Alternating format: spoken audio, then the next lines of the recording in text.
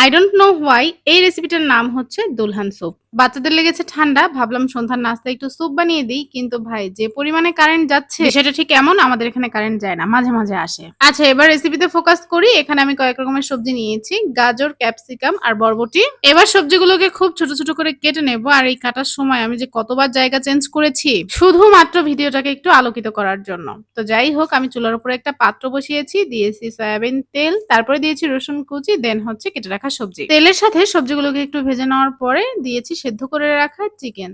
Chicken দেওয়ার পরে দিয়েছি স্বাদমতো লবণ এবং গোলমরিচ গুঁড়া।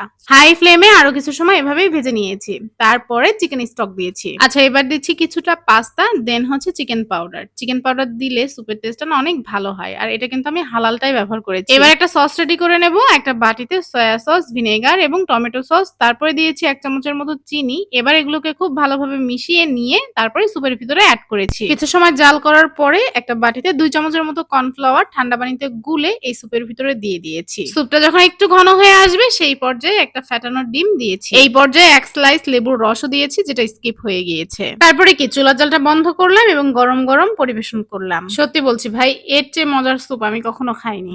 ভিডিওটা এখনই সেভ করে রাখুন এবং পরবর্তীতে বানিয়ে দেখুন কেমন লাগে খেতে।